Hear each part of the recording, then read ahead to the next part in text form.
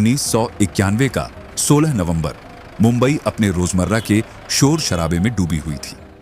Local ट्रेनों में वही भीड़, सड़कों पर वही हॉर्न का शोर और ऊंची ऊंची इमारतों में काम करते लोगों की भाग दौड़, सब कुछ बिल्कुल आम दिन जैसा लग रहा था।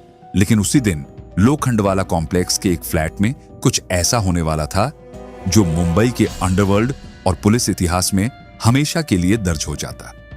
उस दौर में मुंबई का अंडरवर्ल्ड अपने सबसे खतरनाक रूप में था। दाऊद इब्राहिम का डी कंपनी नेटवर्क शहर के हर कोने में फैल चुका था। बिजनेस से लेकर सड़कों तक उसका दबदबा था। लेकिन उसी अंधेरी दुनिया में कुछ ऐसे नाम भी थे जो ना दाऊद से डरते थे और ना ही पुलिस से। उन्हीं में से दो नाम थे, माया डोलास और दिलीप बुवा। ये वो लोग थे जो खुलेआम वसूली, धमकी और गोलियों के दम पर अपनी पहचान बना चुके थे। आम लोगों के बीच डर इतना बढ़ चुका था कि कानून व्यवस्था खुद सवालों में गिरने लगी थी।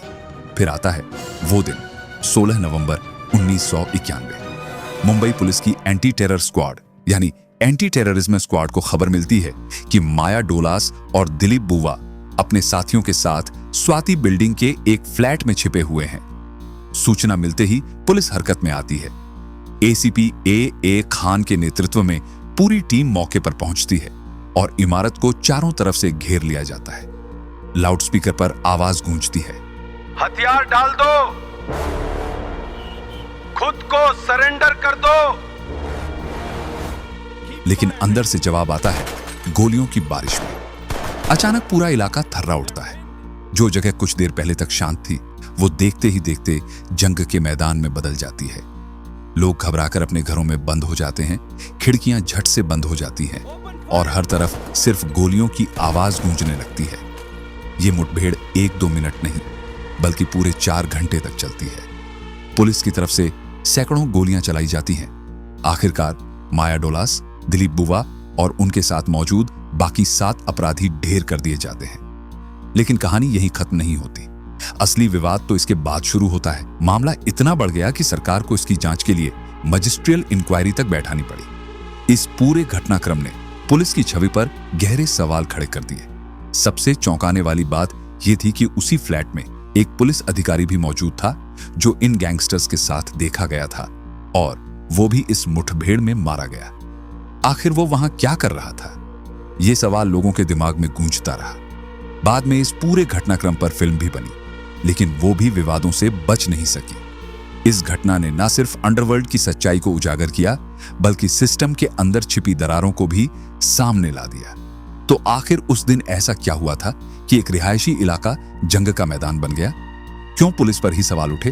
और क्या वजह थी कि माया डोलास और दिलीप बुवा जैसे नाम उस दौर में इतने खौफनाक और चर्चित बन चुके थे कि उन्हें खत्म करने के लिए इतना बड़ा कदम उठाना पड़ा?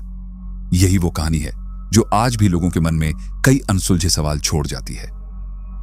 इस पूरी कहानी का सबसे अहम किरदार था माया डोलास। उसका असली नाम महेंद्र डोलास था, जिसका जन्म 15 अक्टूबर 1966 को मुंबई के सायन कोलीवाड़ा इलाके में एक बेहद साधारण परिवार में हुआ था। घर की हालत ठीक नहीं थी, लेकिन उसके पिता के सपने बड़े थे। वो चाहते थे कि उनका बेटा पढ़ लिख कर एक अच्छी नौकरी करे और इज्जत भरी जिंदगी जिए। अक्सर वो उसे समझाते, पढ़ाई ही रास्ता है, यही तुझे इस हालात से बाहर निकालेगी। लेकिन माया का मन किताबों में कभी लगा ही नहीं। 10वीं के बाद उसे ITI में दाखिला दिला दिया गया। उम्मीद थी कि शायद कोई हुनर सीखकर वो संभल जाए, मगर सच ये था कि उसका ध्यान पढ़ाई से ज्यादा बाहर की दुनिया में भटकने लगा था। उस वक्त मुंबई में अंडरवर्ल्ड का दौर अपने उफान पर था और अपराध जैसे रोजमर्रा की बात बन चुका था। जिस इलाके में माया बड़ा हो रहा था, वहां कई बड़े बड़े अपराधी पुलिस से बचने के लिए छिप कर रहते थे। बचपन से ही वो इन लोगों को देखता आया था, उनकी दबंग चाल, उनका खौफ और लोगों के बीच उनकी दहशत। धीरे धीरे ये सब उसे अजीब तरह से आकर्षित करने लगा।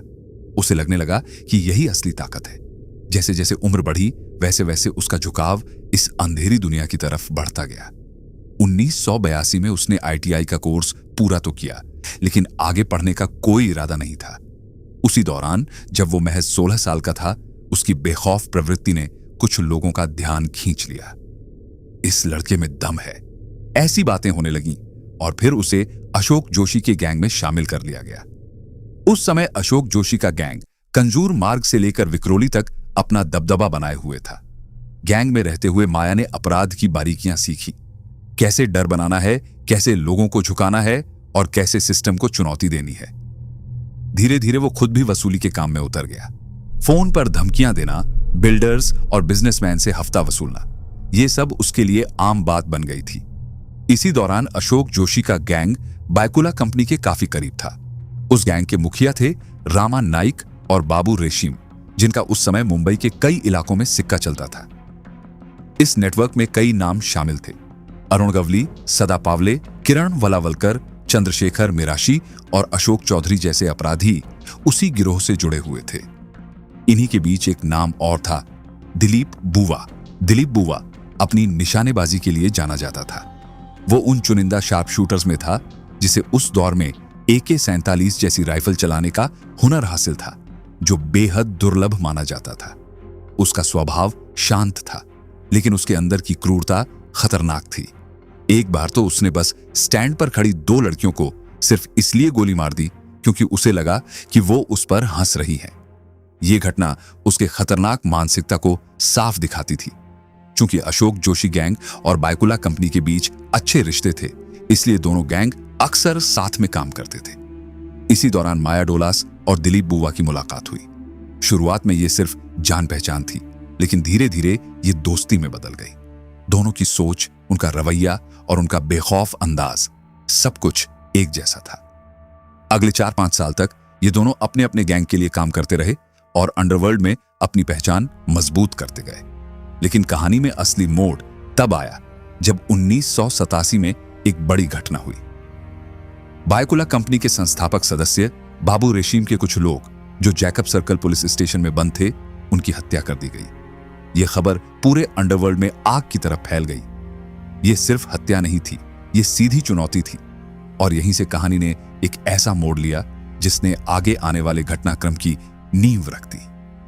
जैकब सर्कल पुलिस स्टेशन में हुए उस हत्याकांड के बाद पूरा अंडरवर्ल्ड हिल गया था। जांच पड़ताल में शक की सुई जाकर ढोलकिया ब्रदर्स महेश ढोलकिया और अरविंद ढोलकिया पर टिक गई। बायकुला कंपनी के लिए यह सिर्फ बदले का मामला नहीं था और इस काम की जिम्मेदारी सौंपी गई उनके सबसे भरोसेमंद शूटर दिलीप बुवा को।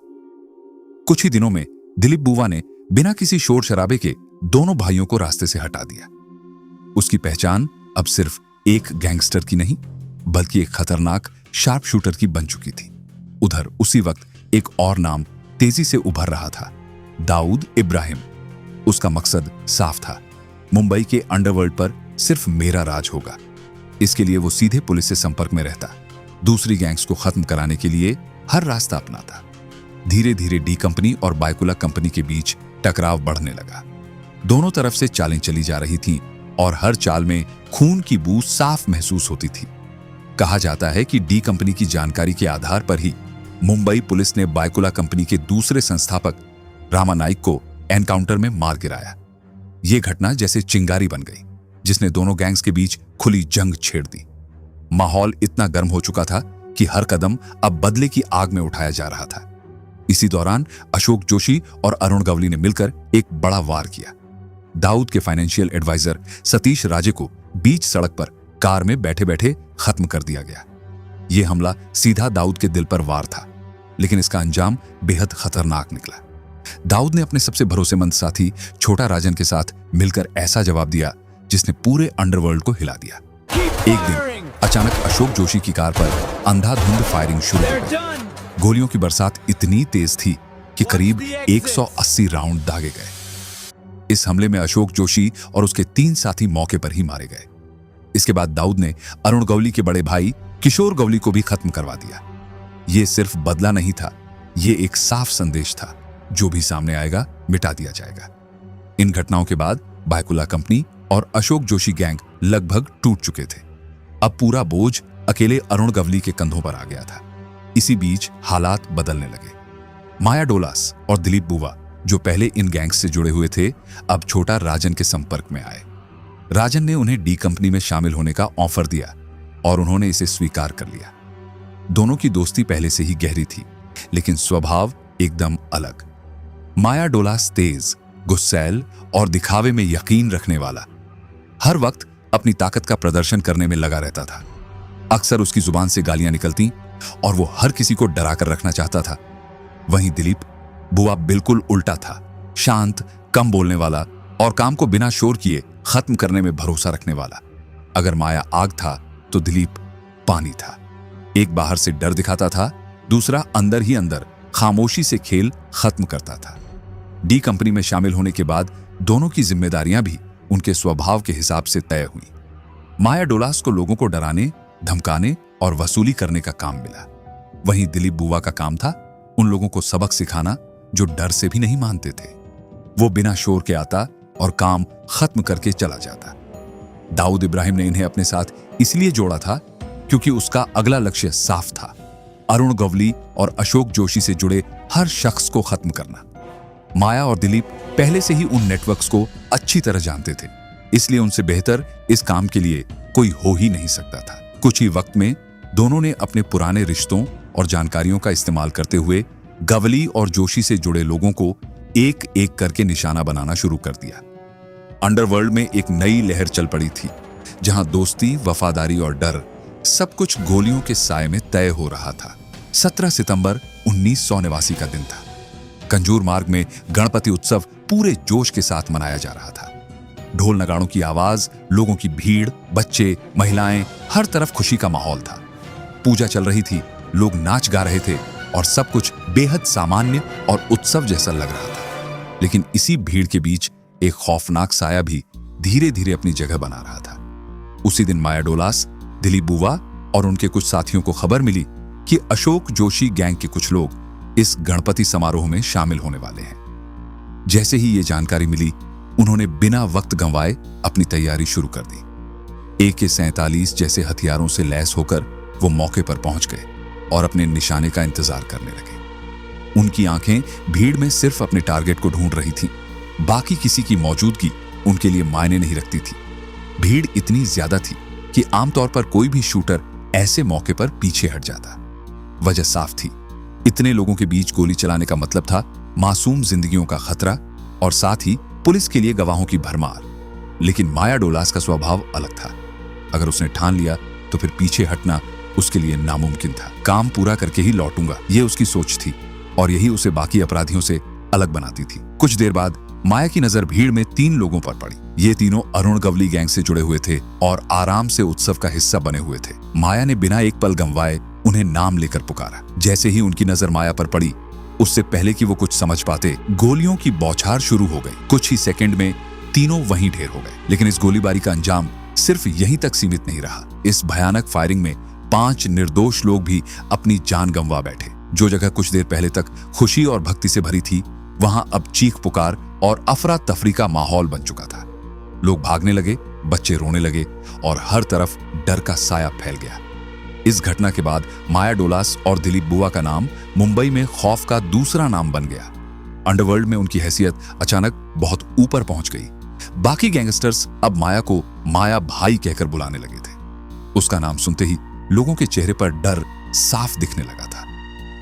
माया डोलास सिर्फ अपने अपराधों के लिए ही नहीं, बल्कि अपनी अजीब आदतों के लिए भी जाना जाता था। वो अभिनेता संजय दत्त का बहुत बड़ा फैन था। 1987 में आई फिल्म ईमानदार का एक गाना और इस दिल में क्या रखा है उसे बेहद पसंद था। वो इस गाने को बार बार लगातार सुनता रहता था, जैसे उसमें ही खो जाता हो।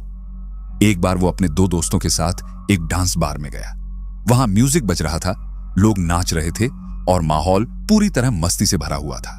तभी अचानक माया का मूड बदल गया। उसने गालियां देते हुए वेटर को बुलाया और बंदूक की नोक पर कहा, गाना बदल, अभी के अभी। वेटर घबरा कर बोला, साहब कौन सा गाना लगाऊं? माया ने तेज आवाज में कहा, और इस दिल में क्या रखा है, बस वही चलेगा। इसके बाद उसने वही गाना 1-2 बार नहीं बल्कि 7-8 बार लगातार बजवाया। पूरे बार में मौजूद लोग हैरान थे। कोई कुछ कहने की हिम्मत नहीं कर पा रहा था। उस पल हर किसी को साफ समझ आ गया था कि यह आदमी सिर्फ खतरनाक ही नहीं बल्कि पूरी तरह सनकी भी है। उसकी मौजूदगी ही डर पैदा करने के लिए काफी थी।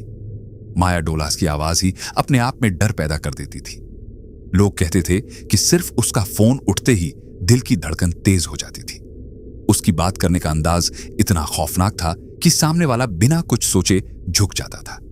ऊपर से जब उसे किसी बड़े आदमी का इशारा मिल जाता तो फिर वो हालात देखे बिना काम पूरा करता था। यही वजह थी कि उस दौर में वसूली के लिए उसका नाम सबसे खतरनाक माना जाता था। अगर कोई बिजनेसमैन पैसे देने से मना कर देता तो माया सीधे उसके ऑफिस पहुंच जाता। समझ नहीं आ रहा क्या, ये कहते हुए वो ऑफिस के कांच फर्नीचर पर गोलियां चला देता। कुछ ही सेकंड में पूरा माहौल दहशत में बदल जाता और अगली ही पल वही आदमी कांपते हाथों से पैसे निकालकर उसके सामने रख देता।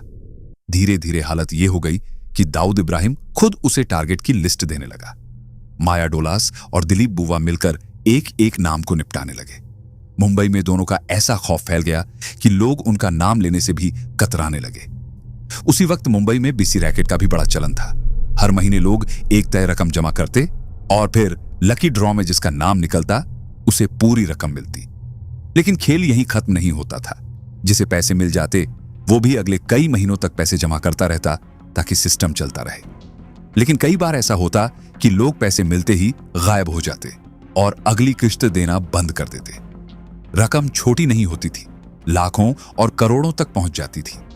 ऐसे में झगड़े बढ़ने लगे और इन मामलों को सुलझाने के लिए ऑपरेटर्स ने डी कंपनी का सहारा लेना शुरू कर दिया। माया डोलास का नाम उस इलाके में पहले से ही डर का पर्याय बन चुका था, इसलिए यह जिम्मेदारी उसी को दी गई। बदले में ऑपरेटर्स डी कंपनी को हिस्सा देने लगे। शुरुआत में माया ने यह काम ठीक से किया, लेकिन जल्द ही उसने खेल पलट दिया। जो लोग पैसे लेकर भाग जाते थे उनसे वो मोटी रकम लेकर उन्हें ही सुरक्षा देने लगा। इस वजह से कई बिजनेस पूरी तरह बर्बाद हो गए और लोगों को भारी नुकसान उठाना पड़ा। जब यह बात दाऊद इब्राहिम तक पहुंची तो उसने माया को रोकने की कोशिश की। यह काम ऐसे नहीं चलेगा, लेकिन माया ने उसकी बात को नजरअंदाज कर दिया। यहीं से दोनों के रिश्तों में दरार पड़नी शुरू हो गई। धीरे धीरे यह टकराव खुलकर सामने आने लगा और यह साफ हो गया कि यह संघर्ष आगे चलकर खतरनाक मोड़ लेने वाला है। माया डोलास अब कई बार दाऊद के आदेश के खिलाफ जाकर अपने फैसले खुद लेने लगा था।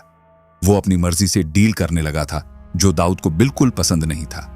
हालात तब और बिगड़ गए जब दाऊद खुद कुछ डील्स माया और दिलीप बुवा को देता। दोनों पहले टारगेट को फोन करके डराते धमकाते, लेकिन जब पैसे लेने का वक्त आता तो दाऊद अचानक डील रद्द कर देता। इससे माया का गुस्सा बढ़ने लगा। एक बार ऐसा ही हुआ जब माया ने एक पंजाबी बिल्डर को लगातार 1 महीने तक धमकाया और उससे पैसे मांगता रहा। आखिरकार वो बिल्डर सीधे दाऊद के पास पहुंच गया और उसने अलग से समझौता कर लिया। इसके बाद दाऊद ने माया को ही उस बिल्डर से दूर रहने का आदेश दे दिया। अब उसे हाथ मत लगाना, ये साफ निर्देश था। मजबूरी में माया और उसके लोग पीछे हट गए। जब ये बार बार होने लगा तो माया के अंदर बगावत की आग भड़क उठी। उसने ठान लिया, अब सीधा सामना होगा। कुछ ही समय बाद मौका खुद उसके हाथ लग गया। दाऊद इब्राहिम की सोने की खेप मुंबई पोर्ट पर पहुंची। डर अभी भी था, इसलिए दाऊद ने इसकी जिम्मेदारी माया डोलास और दिलीप बुवा को ही सौंप दी। लेकिन यही माया ने सबसे बड़ा खेल खेल दिया। उसने उस सोने की खेप, जिसकी कीमत 1 करोड़ रुपए से भी ज्यादा थी, लेकर फरार हो गया। ये सीधा सीधा धोखा था जिसने दाऊद को अंदर तक हिला दिया। दाऊद को सबसे ज्यादा डर इस बात का था कि अगर ये खबर बाहर फैल गई तो उसकी साख को भारी नुकसान होगा। इसलिए उसने तुरंत फैसला लिया, माया डोलास और दिलीप बुवा को खत्म करना ही होगा। उधर माया और दिलीप ने उसी सोने के पैसे से हथियार खरीदे, अपनी ताकत बढ़ाई और डी कंपनी से पूरी तरह अलग हो गए। धीरे धीरे लोग उनके पास अपने निजी झगड़े सुलझाने के लिए आने लगे। उनका खुद का नेटवर्क तैयार हो गया था। इस दौरान दिलीप बुवा की जिंदगी भी बदलने लगी थी। अब दोनों एक मारुति कार में साथ घूमते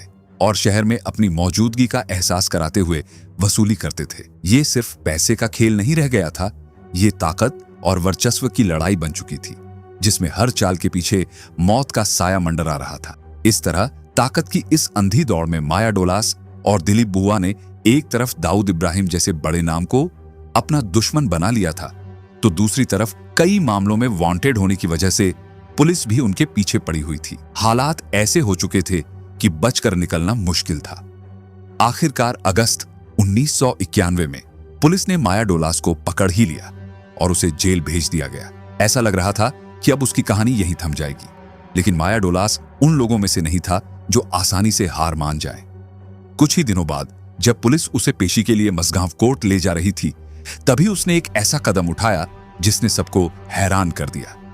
कोर्ट के पास पहुंचते ही उसने जेब से अचानक मिर्ची पाउडर निकाला और एक पुलिसकर्मी की आंखों में झोंक दिया। अब देखता हूं कौन रोकता है। यह कहते हुए उसने दूसरे पुलिसकर्मी पर ब्लेड से हमला किया और मौके से फरार हो गया। यह घटना मुंबई पुलिस के लिए बड़ा झटका साबित हुई। हर तरफ सवाल उठने लगे, जेल के अंदर उसके पास मिर्ची पाउडर और ब्लेड आया कैसे?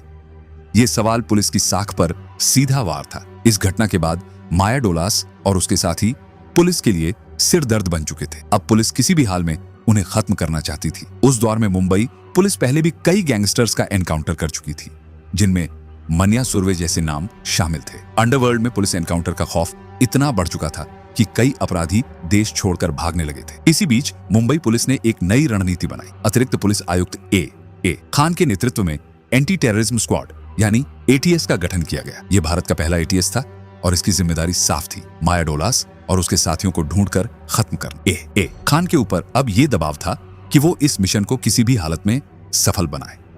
अगले 2 महीनों तक एटीएस लगातार माया और उसके गैंग के पीछे लगी रही। मुखबिरों का एक बड़ा नेटवर्क सक्रिय किया गया, लेकिन समस्या ये थी कि माया डोलास का डर इतना ज्यादा था कि कोई भी उसके खिलाफ मुंह खोलने को तैयार नहीं था। कई बार पुलिस उसके बेहद करीब पहुंची, लेकिन हर बार आखिरी वक्त पर वो हाथ से निकल जाता, जैसे वो हर कदम पहले से भांप लेता हो। फिर आया नवंबर 1991 का वो दिन जब सब कुछ बदलने वाला था। बांद्रा वेस्ट के पुलिस ऑफिस में ए खान बैठे हुए थे।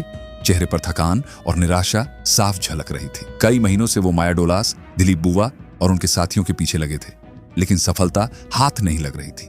तभी अचानक फोन की घंटी बजी। फोन उठाते ही उनकी आंखों में एक चमक आ गई। दूसरी तरफ से खबर मिली, सर पक्का इनपुट है भाई। माया डोलास और दिलीप बुआ अपने साथियों के साथ लोखंड वाला कॉम्प्लेक्स की स्वाति बिल्डिंग के 5वें फ्लैट में छिपे हुए हैं।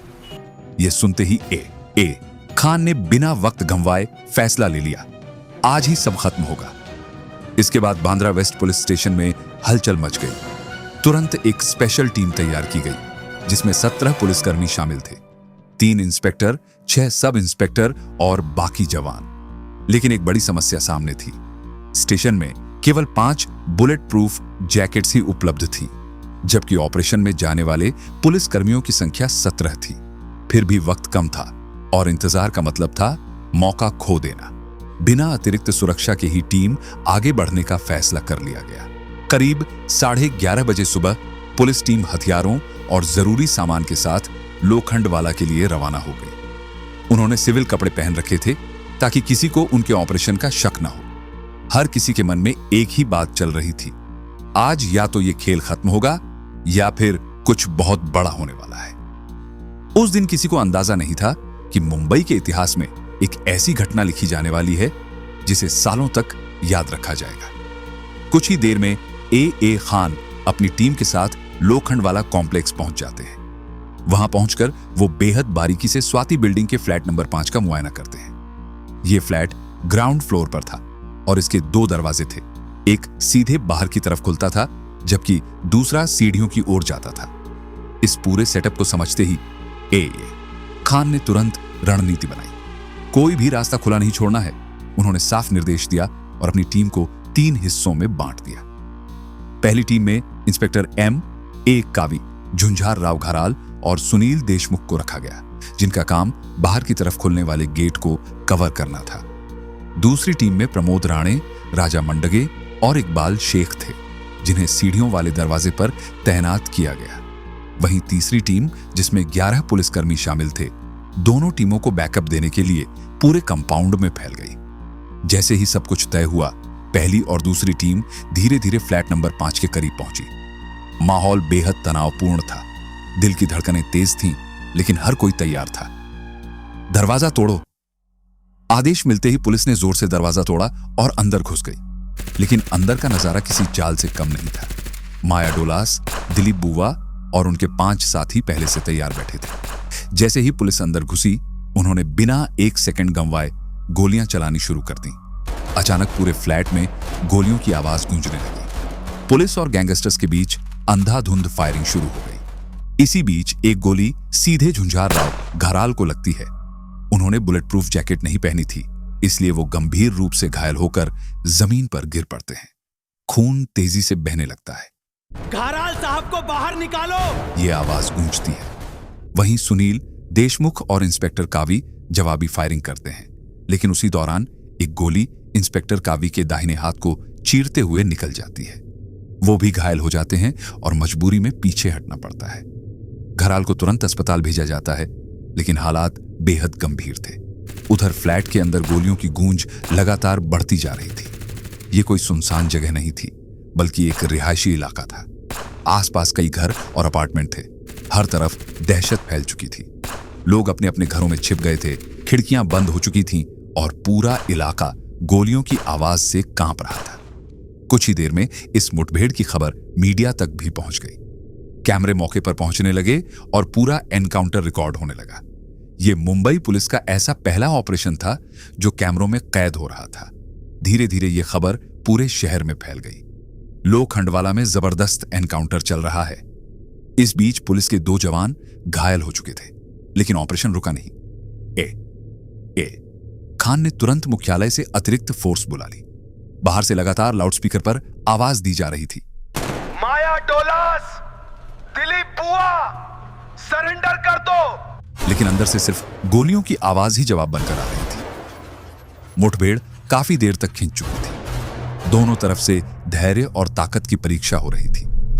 इसी बीच शायद बच निकलने की उम्मीद में दिलीप बुआ अपने एक साथी के साथ फ्लैट से बाहर की ओर भागने की कोशिश करता है। वो भागते हुए पुलिस पर गोलियां चलाता है, लेकिन बाहर पहले से तैनात पुलिस टीम ने उन्हें देख लिया। फायर! आदेश मिलते ही गोलियों की बारिश शुरू हो जाती है। कुछ ही पलों में दिलीप बुआ और उसका साथी वहीं ढेर हो जाते हैं। थोड़ी ही देर बाद अतिरिक्त पुलिस बल भी मौके पर पहुंच जाता है और पूरी स्वाति बिल्डिंग को चारों तरफ से घेर लिया जाता है। अब माया डोलास पूरी तरह फंस चुका था। उसका सबसे भरोसेमंद साथी दिलीप बुआ अब जिंदा नहीं था। बाहर भारी पुलिस फोर्स तैनात थी और अंदर से निकलने का कोई रास्ता नहीं बचा था। सबसे बड़ी बात यह थी कि फ्लैट के अंदर मौजूद माया और उसके साथी ये तक नहीं समझ पा रहे थे कि पुलिस ने उन्हें किस तरह चारों तरफ से घेर लिया है। अब यह साफ हो चुका था कि यह खेल अपने आखिरी मोड़ पर पहुंच चुका है। काफी देर तक चली इस मुठभेड़ में जब वक्त आगे बढ़ता गया तो अंदर फंसे गैंगस्टर्स की बेचैनी भी बढ़ने लगी। इसी बीच गोपाल पुजारी और राजू नाडकर्णी ने ऊपर की तरफ सीढ़ियों से भागने की कोशिश की। उन्हें लगा शायद वहां से कोई रास्ता मिल जाए, लेकिन पुलिस पहले से ही हर एंगल कवर करके बैठी थी। जैसे ही वो ऊपर की तरफ बढ़े, वहां मौजूद पुलिस टीम ने उनका पीछा किया और कुछ ही पलों में उन्हें भी ढेर कर दिया गया। अब तक 4 गैंगस्टर्स मारे जा चुके थे और फ्लैट के अंदर सिर्फ माया डोलास, अनिल पवार और अनिल खूबरचंदानी ही बचे थे। करीब 1 घंटे से ज्यादा वक्त गुजर चुका था और अब माया डोलास का धैर्य जवाब देने लगा था। यहां बैठे रहेंगे तो मरेंगे ही, शायद यही सोचकर उसने भागने की योजना बनाई। हाथ में AK-47 लेकर वो अचानक कमरे से निकलकर सीढ़ियों की तरफ दौड़ पड़ा। दौड़ते हुए वो पुलिस पर गोलियां बरसा रहा था और लगातार गालियां भी दे रहा था। उसकी आवाज में गुस्सा और बेताबी साफ झलक रही थी। उधर पुलिस भी बिना रुके जवाबी फायरिंग कर रही थी। गोलियों की आवाज से पूरा इलाका गूंज रहा था। कुछ ही सेकंड में गोलियों की बौछार ने माया डोलास को घेर लिया। पुलिस ने उस पर इतनी गोलियां दागी कि उसका शरीर पूरी तरह छलनी हो गया।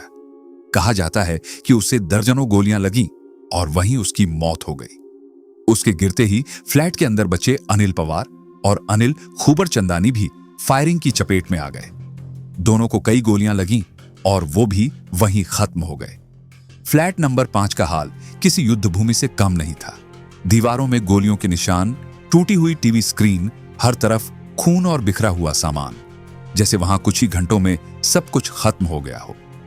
करीब 4 घंटे तक चली इस मुठभेड़ में पुलिस ने लगभग 450 राउंड गोलियां चलाईं। अंत में 7 गैंगस्टर्स मारे गए, जबकि 2 पुलिसकर्मी गंभीर रूप से घायल हुए। बाहर से देखने पर यह ऑपरेशन एक बड़ी सफलता लग रहा था, लेकिन असली कहानी इसके बाद शुरू हुई। जहां लोगों को लगा था कि पुलिस की तारीफ होगी, वहीं उल्टा पुलिस को सवालों और आरोपों का सामना करना पड़ा। सबसे बड़ा सवाल एक पुलिस कांस्टेबल विजय चाकोर को लेकर उठा, जो इस मुठभेड़ के दौरान दिलीप बुआ के साथ फ्लैट से बाहर निकलते हुए देखा गया था। लोगों के मन में सवाल गूंजने लगे, एक पुलिस वाला गैंगस्टर्स के साथ क्या कर रहा था? क्या वो पुलिस का मुखबिर था जो अंदर से जानकारी लेने गया था? अगर हां, तो उसे बचाया क्यों नहीं गया? या फिर क्या वो माया डोलास के लिए काम कर रहा था? इन सवालों ने पूरे केस को और उलझा दिया। इतना ही नहीं, यह भी कहा गया कि जिस फ्लैट में माया डोलास छिपा था उसका कनेक्शन दाऊद इब्राहिम से था, जिससे शक और गहरा हो गया। कुछ लोगों ने तो यह तक आरोप लगाया कि माया डोलास और उसके साथी सरेंडर करना चाहते थे, लेकिन पुलिस ने जानबूझकर एनकाउंटर किया। सबसे गंभीर आरोप यह था कि उस दिन फ्लैट से करीब 70 लाख रुपए बरामद हुए थे, जिन्हें सरकार के पास जमा कराने के बजाय पुलिस ने आपस में बांट लिया। इन तमाम आरोपों और सवालों के चलते इस पूरे एनकाउंटर की मजिस्ट्रियल जांच कराई गई। पुलिस के हर कदम की जांच हुई, हर एंगल को खंगाला गया, लेकिन आगे की जांच में ये सारे आरोप बेबुनियाद साबित हुए। कहा जाता है कि इस ऑपरेशन में शामिल पुलिस अधिकारियों के नाम वीरता पुरस्कार के लिए भी भेजे गए थे, लेकिन विवादों की वजह से किसी को भी सम्मान नहीं मिल सका। इस पूरे मामले में सबसे ज्यादा चर्चा ए खान की भूमिका को लेकर हुई। उन पर भ्रष्टाचार के आरोप लगे और यह भी कहा गया कि उन्होंने ये एनकाउंटर दाऊद के इशारे पर किया था। इसके अलावा 1993 के दंगों के दौरान उन पर धार्मिक आधार पर भेदभाव के आरोप भी सामने आए। जब महाराष्ट्र में बीजेपी और शिवसेना की सरकार आई तो ए खान की एडीजीपी पद पर पदोन्नति रोक दी गई। लगातार विवादों और दबाव से परेशान होकर उन्होंने तय समय से पहले ही रिटायरमेंट ले लिया और बाद में जनता दल से जुड़कर राजनीति में कदम रख दिया। साल 2007 में निर्देशक संजय गुप्ता ने इस घटना पर फिल्म बनाई, शूट आउट एट लोखंडवाला। इस फिल्म में एसीपी ए खान का किरदार संजय दत्त ने निभाया, जबकि माया डोलास की भूमिका विवेक ओबेरॉय ने निभाई। लेकिन फिल्म रिलीज होते ही फिर से विवाद खड़े हो गए।